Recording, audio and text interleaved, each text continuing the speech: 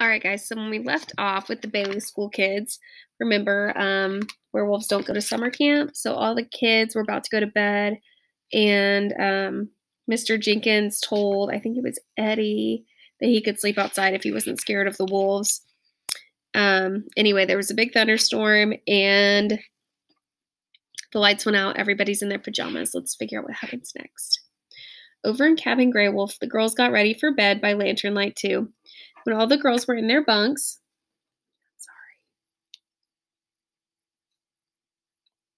When all the girls were in their bunks and the lanterns were turned out, the girls found out what dark really was. Melody couldn't even see her hand in front of her face until there was a flash of lightning.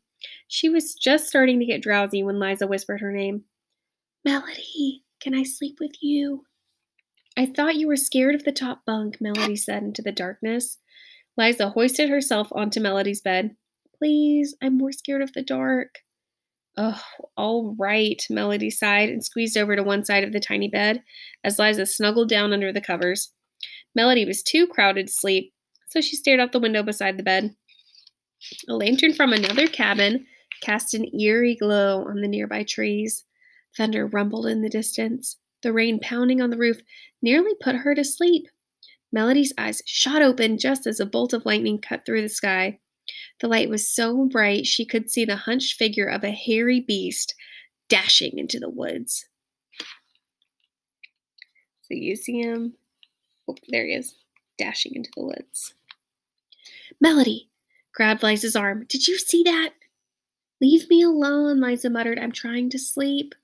Liza, Melody cried as she shook her friend. I saw it. I saw it. Saw what? Liza mumbled sleepily. The wolf, Melody whispered into the darkness. I saw the lone wolf, and it was wearing dog tags. Chapter 4, Dead Man's Float. It was after the lights went out and everyone else was asleep. Melody said at breakfast the next morning, I saw a wolf creature run into the woods. You were just dreaming, Eddie sneered as he crunched on some bacon. I really did see it, Melody insisted. Didn't I, Liza? Maybe it was just a dream, Liza said softly. I didn't see anything. It was kind of spooky when the lights went out, Howie added. Maybe you just imagined it. I did not. I really saw a wolf. Melody looked like she was ready to cry. There is no wolf, Eddie snapped, and I'm going to prove it tonight. Melody's face grew pale as she opened her mouth to speak, but she never got the chance. Prove what? Growled Mr. Jenkins as he walked up behind Eddie. The campers peered up at their camp director. He had dark circles under his eyes as if he hadn't slept all night. He still wore his Camp Lone Wolf t-shirt, faded jeans, and dog tags. His hair was tangled, and his beard seemed even bushier than yesterday. Howie finally broke the silence. Oh, Eddie's just kidding around. It was nothing, really. Mr. Jenkins rubbed his beard and turned away. Everybody into their swimsuits, he yelled. Liza whimpered, but I don't know how to swim. You don't know how to do anything, Eddie sneered. Mr. Jenkins faced Liza. Swimming lessons are free. Besides, you need to learn. Only the fittest survive in the wilderness, and swimming is an excellent way to stay fit. Mr. Jenkins reached around and pinched Liza's plump arm. And it looks like you need some exercise, he added. After changing into their bathing suits, the campers met on the dock at the lake. Mr. Jenkins was already there. Eddie poked Howie in the arm. Look at the hair on Mr. Jenkins. Howie had already noticed. As a matter of fact, all the campers were staring at Mr. Jenkins. Black, curly hair crept all the way up his arms and over his shoulders. He had more hair on his chest and back than most dogs. I've never seen so much hair in my life, Melody whispered, and he's still wearing those dog tags. Mr. Jenkins silenced their whispers with a single look before jumping into the water. Everybody in, he growled from the water. You'll never learn the dead man's float standing up on the dock. Some of the campers stuck their toes in as if they were testing their bathwater, but Eddie didn't budge. The water's too cold, he said, just loud enough for everyone to hear. It'll wrinkle my fingers. And it's way too deep, Liza added. I might sink. Mr. Jenkins' eyes looked like slits as he squinted up into the sun. Then he started to swim to the dock. He didn't swim like most grown-ups. Instead, he kept his head high above the water. Look at that, Melody hissed. He's doing the dog paddle. Mr. Jenkins pulled himself onto the dock in front of Eddie, Liza, Howie, and Melody. Water dripped. Sorry, I got a sticky note stuck in here. Water dripped down his legs and formed a puddle around his feet. Mr. Jenkins licked the water from his mustache. Then, starting with his belly, he began to shake, spraying the campers with water. Liza grabbed Melody. He's acting just like a dog. Or a wolf, Melody added. Mr. Jenkins finished shaking. He scratched his beard and looked straight at the campers. You will get in, or I'll teach you the dead man's float the hard way. How's that? Gulped Liza. Get in, or you'll find out, growled Mr. Jenkins. Liza backed away from the dripping Mr. Jenkins. Be careful, Howie whispered. But it was too late. Liza took one step too many and fell off the dock. She came splashing like the Loch Ness monster, swallowing almost a gallon of lake water. Help me, she gasped. I'm drowning. Eddie didn't think twice. He jumped in to rescue her, but Liza just climbed on top of his head, pushing him underwater. Help, she screamed. Mr. Jenkins splashed into the lake beside them. Save me, Liza wailed. Mr. Jenkins scooped up Liza with a big hairy arm and held her high above the water. Eddie popped his head above the surface and spurted out a stream of water. Were you trying to kill me? He screamed. But I was drowning, Liza sniffed. You moron. This water only goes up to our belly buttons. Eddie stood up to prove his point. Liza's face turned bright red. Oh, was all she could say as she wiped away a tear. Mr. Jenkins put Liza down and scratched his beard. Now that you're already wet, you two can be the first to practice the dead man's float. After Mr. Jenkins finished the swimming lesson, the campers dried off, changed clothes. Then they headed to the dining hall for lunch.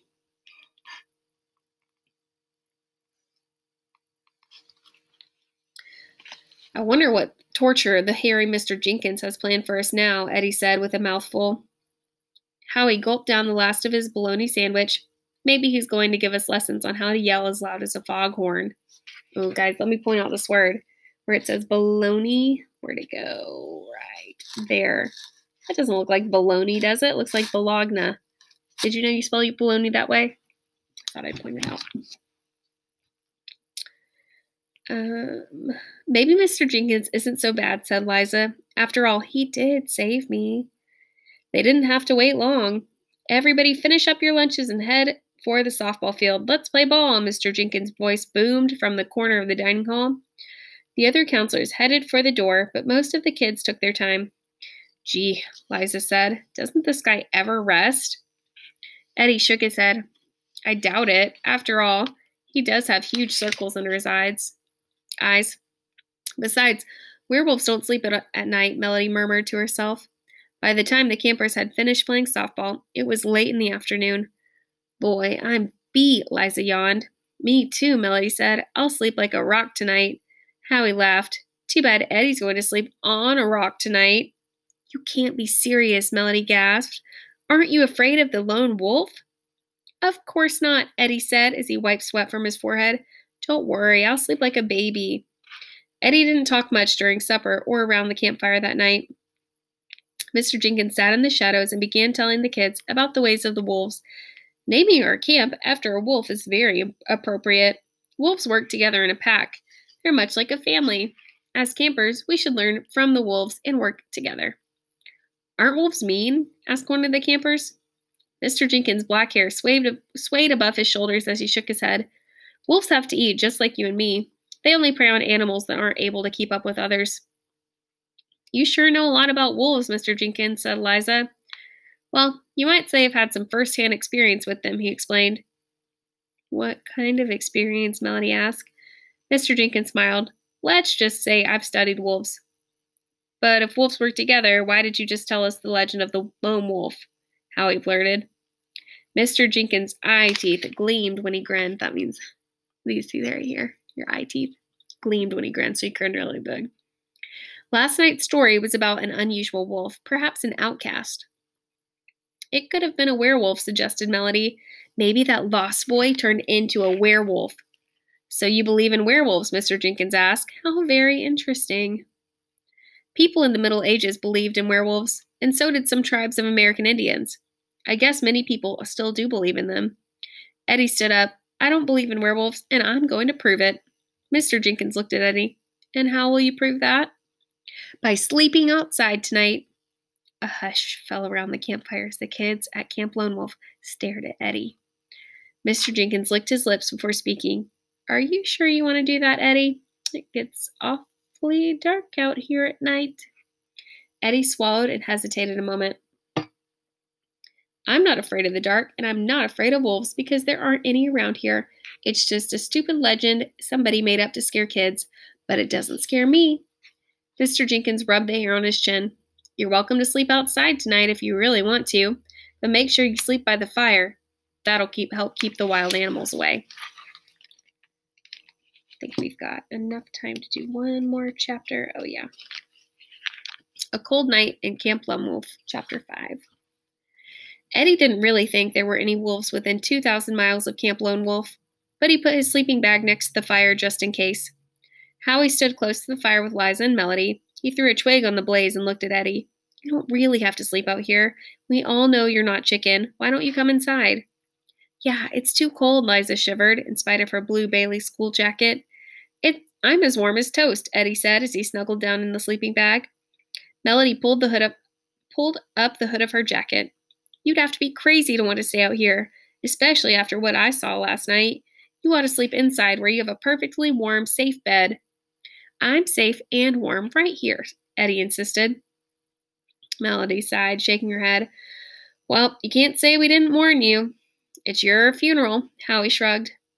Howie, Liza, and Melody turned and walked towards their cabin. Sweet dreams, Liza called to Eddie. See you in the morning, Eddie mumbled. I hope so, Melody whispered under her breath. The minute they left, Eddie got colder. It's hard to believe he'd been sweating earlier that day because now he was so chilled his bones hurt. This really is stupid, Eddie grumbled to himself. There's no reason for me to suffer like this. Still planning on sleeping out? Mr. Jenkins' booming voice made Eddie jump. Yes, Eddie sounded more sure than he felt. Mr. Jenkins stood a few feet from the fire. Are you sure you're tough enough to stay out here by yourself? It gets mighty dark in these woods. I'm not scared, Eddie said. Mr. Jenkins smacked his lips and looked at the sky. The moon's almost full, he growled. It will make the night a little lighter, but make sure you have extra firewood just in case. Just in case what? Eddie asked. But Mr. Jenkins had already left. Eddie watched as he disappeared behind a clump of birch trees. The leaves rustled and then everything became still. It was so quiet, Eddie could hear the toilet flushing in Cabin Silverwolf. Afraid of the dark, Eddie muttered. Whoever heard of such garbage? Eddie snuggled into his sleeping bag. He really was tired. The flames of the campfire died down as Eddie closed his eyes to sleep. Suddenly, the clinking of metal came from the forest. Eddie's eyes popped open, in time to see the leaves trembling on some nearby bushes. Who's there? Eddie whispered hoarsely. There was no answer. It must be the wind, Eddie muttered. He pulled the sleeping bag up to his chin, but kept his eyes on the bushes. He watched them for what seemed like hours. All of a sudden, Eddie heard a loud rustling noise. In the eerie glow of the moon, Eddie could have sworn he saw a hairy beast darting through the bushes. It looked too big to be an ordinary wolf. Holy Toledo! Eddie yelped. He dived inside his sleeping bag and waited to be eaten. He mumbled every prayer he knew. If you just let me live, I promise I'll never beat up on my sister again.